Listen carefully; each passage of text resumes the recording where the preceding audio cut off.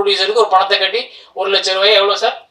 1,00,000 ரூபா கட்டி மெம்பர்ஷிப் போடுறோம். என்ன கேரண்டி? நான் ஏன் இந்த 1,00,000 ரூபா கட்டணும்? நான் கேட்குற கேள்வி, எனக்கு நீங்க கொடுக்குற பொங்கல் காசு தேவையில்லை, நீங்க கொடுக்குற கூட்டம் போடுற ஒவ்வொரு விஷயம் எனக்கு தேவையில்லை. நான் எல்லாரும் கூட்டம் அட்டன் பண்ண முடியாது. பாக்குறீங்க யாரு சம்பாதிக்கிறீங்க? மெயினா இருக்கிற ஒரு 10 ப்ரொடியூசர், 10 நடிகர்கள், 10 டைரக்டர்ஸ் பண்ற படங்கள் மட்டும்தான் ஓடுது. சின்ன பிள்ளை தெரியாமலே கை தட்டுது. நீங்களாம் தட்ட மாட்டீங்க. ஏன்னா நடிகர்கள் நமக்கு நாளைக்கு வேணும். வந்து பிழைக்கிறதுக்கு ஒரு வழியை அரசாங்கம் ஏற்படுத்தி கொடுக்கணும். அது அரசாங்கத்தின் கடமை. வரி வாங்குறதுக்கு நீங்க கட்டாயப்படுத்துறீங்கன்னா அப்ப நான் பிழைக்கிறதுக்கு ஒரு வழியை உருவாக்கி கொடுங்க. அது உங்கள் கடமை. அப்ப அந்த நான் மட்டும் போய் கேட்டேன்னா நான் ஒரு அரசாங்கத்துக்கு எதிரான ஆவேன். ஆனா என் கூட்டமா போய் நம்ம கேட்டோம்னா அரசாங்கத்துக்கான பிரச்சனையா அது மாறும். அங்க மனசாட்சி அடகு வச்சுட்டு ஒரு தயாரிப்பாளர் தெரிஞ்சே ஒரு குழிக்குள்ள கொண்டு போய் தள்ளுறோமா அப்படின்னா ஆமா.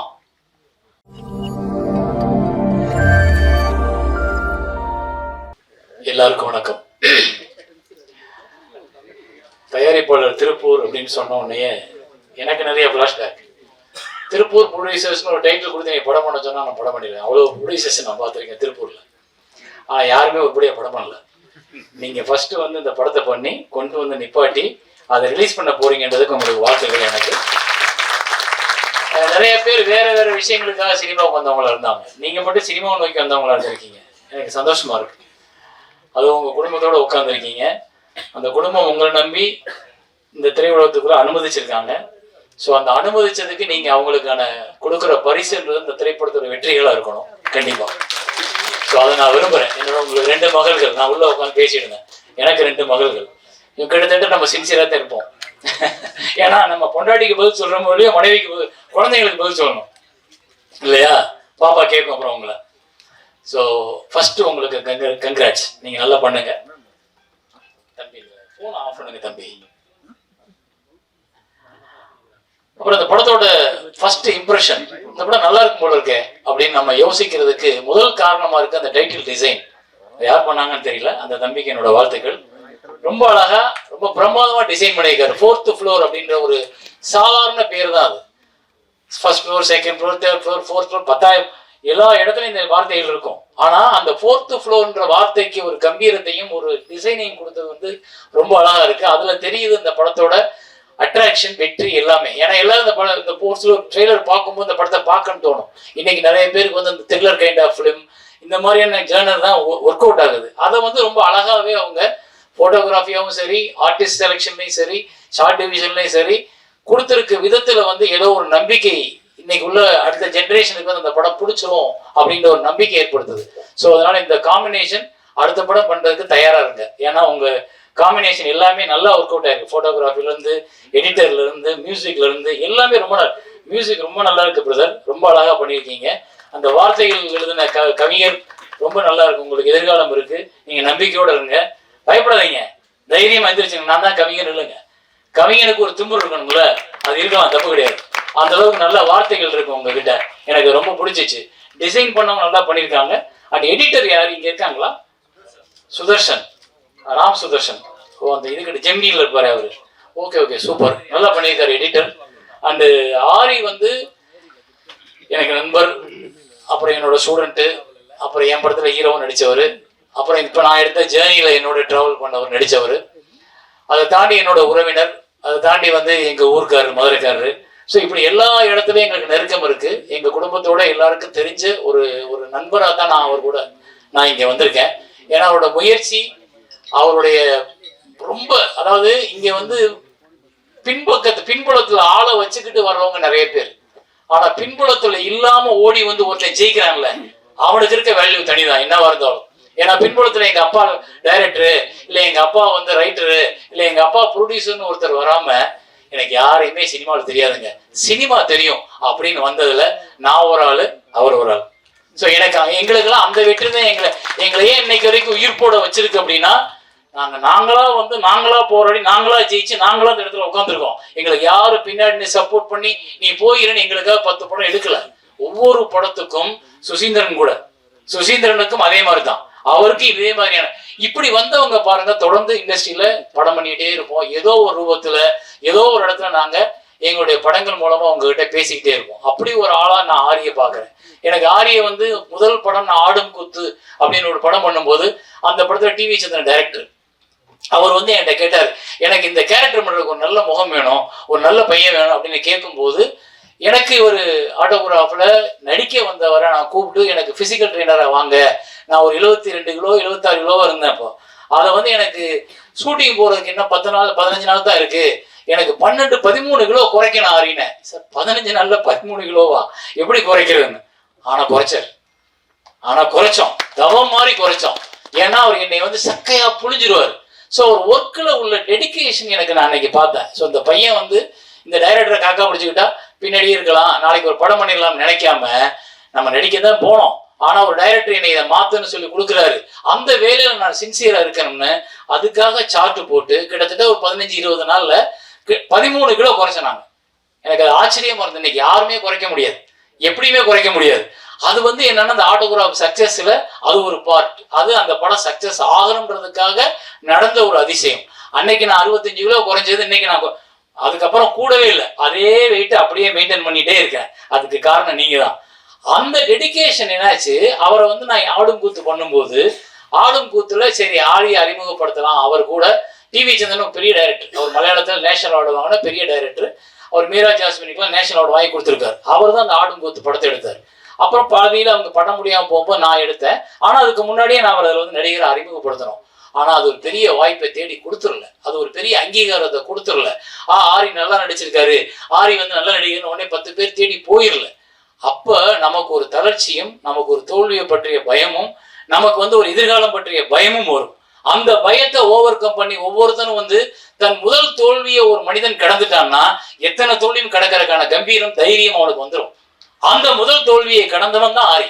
அந்த முதல் தோல்வியை கடந்ததுனாலதான் இன்னைக்கு அவர் தளராமல் அடுத்து அடுத்து அடுத்து அடுத்துன்னு பண்ணும் பொழுது இப்ப இந்த படத்துல பார்த்தா ஆக்சுவலி தனஞ்சயன் சார் சொன்னது ரொம்ப உண்மை.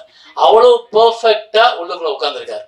ஸோ இது இன்னி தொடர்ந்து அவருக்கு நிறைய படங்களை உருவாக்கும், நிறைய படங்களை கொண்டு வரும். தனியா நீங்க நிக்கிறதுக்கான ஒரு வாய்ப்புகளை இன்னும் நிறைய உருவாக்கும் இந்த சினிமா. ஆனா நீங்க இந்த சினிமாவுக்கு உண்மையா இருங்க, அவ்வளவுதான். இந்த சினிமாவுக்கு உண்மையா இருந்தோம்னா போதும். ஸோ இதுதான் எனக்கு நான் உங்களுக்கு கொடுக்குற அட்வைஸ்ன்றது. மற்றபடி தனஞ்சயன் சார் சொன்னாரு, இது காலகாலமா கடந்த 20 வருஷமா நம்ம எல்லாம் புலம்பிக்கிட்டு இருக்கிறது தான். பாருங்க எல்லாரும் ரெடியா இருக்காங்க, ஏதாவது ஒரு பால் விழுகும், இறை விழுகும் அப்படின்னு நினைக்கிறாங்க. அந்த இறையை எப்படி கொடுக்குறோன்னு தெரியல. ஏன்னா தனஞ்சயன் சார் சொன்னது வந்து ஒரு கருத்து மட்டும் கிடையாது, நிறைய தயாரிப்பாளர்களோட வலி, நிறைய தயாரிப்பாளர்களோட பிரச்சனை. ஒரு படத்தை ஆசைப்பட்டு எடுத்துடுறோம், அந்த படத்தை மக்கள்கிட்ட கொண்டு போய் சேர்க்கறதுக்கும் மக்களை அந்த படத்தை பார்க்க வைக்கிறதுக்கும் நம்ம ரொம்ப கஷ்டப்படுறோம். அதுல நீங்க இன்னைக்கு வந்து உட்கார்ந்து இருக்கும்போது ராஜா சார் வந்து ஜெயிக்கணும் அப்படின்னு நான் ப்ரே பண்றாங்கல்ல, அது காரணம் என்னன்னா ஏற்கனவே வந்த நிறைய தயாரிப்பாளர்கள் ஜெயிக்கல் என்றப்போ அவங்க படுற வலியும் கஷ்டம் எனக்கு நல்லா தெரியும். நான் திருமணம்ன்ற ஒரு ப்ரொடியூசர், ஒரு புது ப்ரொடியூசர் வச்சு படம் பண்ணும்போது அந்த படம் பிரேக் ஈவன் ஆச்சு. இருந்தா கூட எனக்கு அந்த புது ப்ரொடியூசரை பயன்படுத்துறதுக்கு பயம் வருது. ஏன்னா அது அவர் உழைச்ச பணம், அவர் குடும்பம் ஒரு நம்பிக்கையோட காத்திருக்கிற பணம். அவர் ஒரு குடும்பத்துல இருந்து ஒரு பணத்தை பிடுங்கி ஏதோ ஒரு தாகத்துல நம்ம ஒரு சினிமா ப்ரொடியூசர் அவனை கொண்டாந்து போடுற பணம். ஆனா அதை இங்க ஜெயிச்சு திருப்பி மீட்டு எடுக்கிறதுக்கு அந்த தயாரிப்பாளருக்கு வழி இருக்கான்னா இல்ல. அப்ப நாங்க மனசாட்சி அடகு வச்சுட்டு ஒரு தயாரிப்பாளர் தெரிஞ்சே ஒரு குழிக்குள்ள கொண்டு போய் தள்ளுறோமா அப்படின்னா ஆமா தள்ளுறோம். அது யாரு பொழைக்கிறதுக்கு? இங்க இருக்கிற 120 டெக்னீஷியனும் பொழைச்சிட்டு போயிடுவாங்க. இவங்க யாரும் சம்பளம் வாங்க வேலை பார்க்க போறது இல்லை. டெக்னீஷியன் சவுண்ட் இன்ஜினியர்ல இருந்து ப்ரொடக்ஷன் வரைக்கும் எல்லாரும் காசை கொடுத்தா தான் வேலை. ஆனா அது எல்லாத்தையும் ஒரு ப்ரொடியூசர் திரும்ப வரும்ன்ற கனவுல கொண்டு வந்து போடும்போது எல்லாம் வாங்கிட்டு முடிச்சுட்டு நன்றி சார் நன்றி சார் போயிடும். அந்த படத்தை வச்சுட்டு ஒரு ப்ரொடியூசர் தனியா நிக்கிறாரு. இதை எங்கே கொண்டு ரிலீஸ் பண்றது? எத்தனை ஷோ கொடுப்பாங்க, எத்தனை தியேட்டர் கொடுப்பாங்க, எப்போ சொல்லுவாங்க ஷோ இதுன்னு என்னமே தெரியாது. அப்ப இதுக்கெல்லாம் காரணம் என்னன்னா ஒழுங்குபடுத்தப்படாத சினிமாவிற்குள் நிறைய பேர் முண்டி அடிச்சு ஓடிட்டு இருக்கோம். டெய்லி நம்ம டிராபிக்ல போற மாதிரி எல்லாரும் என்ன இவ்வளவு டிராபிக், என்ன இவ்வளவு டிராபிக் நம்ம கேட்போம் போகும்போது. ஆனா நம்மளும் அந்த டிராபிக்ல ஒரு ஆளா இருக்கோம். அது மாதிரிதான் சினிமா தயாரிப்பு இன்னைக்கு டிராபிக்குள்ள மாட்டிக்கிட்டவங்க மாதிரி எங்க போய் எந்த சிக்னல் என்னன்னு எப்படி திரும்பி எப்படி கொண்டு போய் மக்கள்கிட்ட சேர்ப்போம்ன்றத தெரியாத ஒரு புதிர் இருக்கும்போது இந்த புதிர் விடுவிக்கிறது ரொம்ப சிம்பிள், ரொம்ப சிம்பிள். ஒரு கட்டுப்பாடு, ஒரு ஒழுங்கு, எல்லாரும் பிழைக்கணும்ன்ற ஒரு நல்ல சிந்தனை எல்லாருக்கும் வேணும். அதை வந்து தயாரிப்பாளர்கள் ஒன்றுபடுத்த முடியலையா, தயாரிப்பாளர் சங்கம் அதை முயற்சி பண்ணணும். தயாரிப்பாளர் சங்கத்தில் வந்தவொன்னோ ப்ரொடியூசருக்கு ஒரு பணத்தை கட்டி 1 லட்ச ரூபாய், எவ்வளோ சார், 1 லட்ச ரூபா கட்டி மெம்பர்ஷிப் போடுறோம். என்ன கேரண்டி? நான் ஏன் இந்த 1 லட்ச ரூபா கட்டணும்? இந்த 1 லட்ச ரூபா கட்டினதுனால எனக்கு என்ன பயன்? நான் உங்ககிட்ட எதிர்பார்க்கறது ஒன்று தானே, என் படத்தை நான் எடுத்துட்டேன் சார், எனக்கு நல்லபடியாக தியேட்டரை ஃபிக்ஸ் பண்ணி ரிலீஸ் பண்ணி கொடுங்க சார்ன்றது மட்டும் தானே ஒரு நான் கேட்குற கேள்வி. எனக்கு நீங்கள் கொடுக்குற பொங்கல் காசு தேவையில்லை, நீங்கள் கொடுக்குற கூட்டம் போடுற ஒவ்வொரு விஷயம் எனக்கு தேவையில்லை. நான் எல்லாரும் கூட்டம் அட்டன் பண்ண முடியாது. நீங்கள் பாதுகாப்பாக ஒன்றை வச்சு அதில் தலைவர், செயலாளர், பொருளாளர் உட்காந்துருக்கீங்க. அப்போ நீங்கள் இதை சிரத்தையோட அடுத்து எந்த கட்டத்தை கொண்டு போகணும்? சரி, தயாரிப்பாளர்கள் சொன்னா தியேட்டருக்காரங்க கேட்கல. தியேட்டருக்காரங்க அவங்களோட லாபத்தையும் அவங்களோட வருமானத்தையும் அவங்களுக்கு தியேட்டர் டெய்லி ஃபில் ஆகுன்றது மட்டும்தான் பாக்குறாங்களே ஒழிய இது ஒரு நல்ல படம், இதை திரையிட்டுருவோம், இதுக்கு ஒரு வாரம் டைம் கொடுப்போம் யோசிக்கிறது இல்லை. ஏன்னா முன்னாடி எல்லாம் பிக்சட் ஹையர் அப்படின்னு ஒரு சிஸ்டம் இருந்தது. ஒரு வாரத்துக்கு தியேட்டர் நான் வாடகைக்கு எடுத்துட்டு என் படத்தை ஓட்டிக்கலாம். ஒரு வாரத்துக்கு அப்புறம் ஹோல்ட் ஓவர் விழுகலைன்னா அவன் தூக்கிக்கலாம். அதை விட்டுட்டு இன்னைக்கு 70-30, 65-55 வந்ததுக்கு அப்புறம் அவங்க லாபம் சம்பாதிக்கிறது தயாரிப்பாளர் லாப சங்கிய மட்டும் பாக்குறீங்க. யாரு சம்பாதிக்கிறீங்க? மெயினா இருக்கிற ஒரு 10 ப்ரொடியூசர், 10 நடிகர்கள், 10 டைரக்டர்ஸ் பண்ற படங்கள் மட்டும்தான் ஓடுது. சின்ன பிள்ளை தெரியாமலே கை தட்டுது. நீங்களாம் தட்ட மாட்டீங்க, என் நடிகர்கள் நமக்கு நாளைக்கு வேணும். அப்போ அந்த பெரிய நடிகர்கள் பட்டமே ஓடுது, அவங்களுக்கு மட்டும்தான் தியேட்டர் கிடைக்குது அப்படின்னா அப்ப சின்ன தயாரிப்பாளர்கள் என்ன பண்ணணும்? சரி, ஓடிடின்னு ஒரு பெரிய நம்பிக்கை வந்துச்சு. அந்த நம்பிக்கை என்னாச்சு? நம்மளை பூரா தூக்கி உள்ள சப்ஸ்கிரைபரா போட்டதுக்கு அப்புறம் அவங்க சொல்லிட்டா நான் படம் வாங்குறது இல்லை, இனிமே நீங்க தியேட்டர்ல ஓட்டிட்டு கொடுங்க. அப்பா தியேட்டர் ஓட்டில இருந்தா அப்ப உங்ககிட்ட வரோம், நீங்க வாங்க மாட்டேன்னா அப்ப நாங்க என்ன பண்றது? அப்ப இங்க ஒரு முறைப்படுத்துறதுக்கு ஒரு அதிகாரம் வேணும். அந்த அதிகாரம் எங்க இருக்குன்னா அரசாங்கத்துக்கிட்ட இருக்கு. அரசாங்கம் எல்லாரும் வரி கட்டுறோம், நானும் வரி கட்டுறேன், இந்த படத்தை வேலை பார்த்தா வரி கட்டியிருப்பாங்க, இந்த தயாரிப்பாளர் இவ்வளவு செலவு வரி கட்டியிருப்பாரு, இந்த வரி ஒரு அரசாங்கத்துக்கு போகுது. அரசாங்கத்துல சிறு தயாரிப்பாளர் இருந்து பயன்படுது அப்படின்றப்போ அந்த சிறு தயாரிப்பாளர் வெளியே வந்து பிழைக்கிறதுக்கு ஒரு வழியை அரசாங்கம் ஏற்படுத்தி கொடுக்கணும். அது அரசாங்கத்தின் கடமை. வரி வாங்குறதுக்கு நீங்க கட்டாயப்படுத்துறீங்கன்னா அப்ப நான் பிழைக்கிறதுக்கு ஒரு வழியை உருவாக்கி கொடுங்க, அது உங்கள் கடமை. அப்ப அந்த இடத்துக்கு நீங்க கூப்பிட்டு பேசுங்க. சிறு தயார் நீங்க தான் தியேட்டர் கூட வச்சிருக்கீங்க உங்க கண்ட்ரோல்ல. நிறைய பேர் வந்து அந்த ஒரு 10 பேர் தான் கண்ட்ரோல் பண்ணிருக்காங்க தியேட்டர்ஸை. அப்ப நாங்க சொன்னா அவங்க கேட்க மாட்டாங்க. அப்ப நீங்க என்ன பண்ணணும்? எம்ஜிஆர் அப்படின்னு ஒரு முதலமைச்சர் இருந்தார் முன்னாடி. அவர் நம்ம ஊர்ல வந்து டப்பிங் படங்கள் நிறைய வந்துகிட்டு இருந்துச்சு. அந்த டப்பிங் படங்கள் வரும் பொழுது தமிழ் படங்கள் காணாமல் போகிற வாய்ப்பு உருவாச்சு. எல்லாரும் வந்து ஜாக்கி சான் தமிழ் பேசுறதை பார்க்க ஆரம்பிச்சோம்.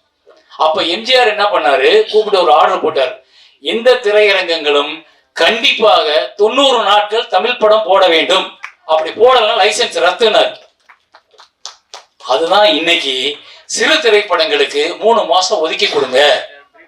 அது எந்த 3 மாசம் இருந்தாலும் பரவாயில்ல, 9 மாசம் நீங்க பெரிய படங்கள் எல்லாத்தையும் போட்டுக்குங்க, 3 மாசம் சிறு தயாரிப்பாளர்களுக்காக மட்டும் தியேட்டர் ஒதுக்குங்க. அந்த நேரத்தில் பெரிய படங்கள் வரக்கூடாது. அப்படி வராம இருந்தா 700 தியேட்டர் இருக்கும்போது 100 தியேட்டர் 150 தியேட்டர் பிரச்சா கூட ஒரு வாரத்துக்கு 6 படங்கள் வெளியாகும். 3 மாசம்னா நான் ஒரு மாசம் 4/24, 3 மாசம்னா 72 படம் ரிலீஸ் ஆகும். 72 ப்ரொடியூசர் வாழ்வாங்க. அப்ப இந்த திட்டத்தை யார் போடுறது? அப்ப இந்த திட்டத்துக்கு யார் முன்னாடி போய் கேட்கறது? நான் மட்டும் போய் கேட்டேன்னா நான் ஒரு அரசாங்கத்துக்கு எதிரான ஆவேன். ஆனா என் கூட்டமா போய் நம்ம கேட்டோம்னா அரசாங்கத்துக்கான பிரச்சனையா அது மாறும்.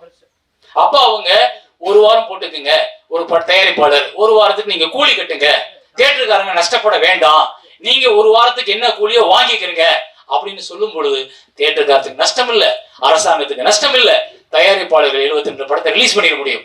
இந்த திட்டத்தை பேசுறதுக்கு யாருக்கு தெரியாம இல்ல, தனஞ்சனி சாருக்கு நல்லா தெரியும் இந்த மாதிரி ஸ்கீம் நல்லா இருக்குன்னு. ஆனா யார் போய் பேசுறது?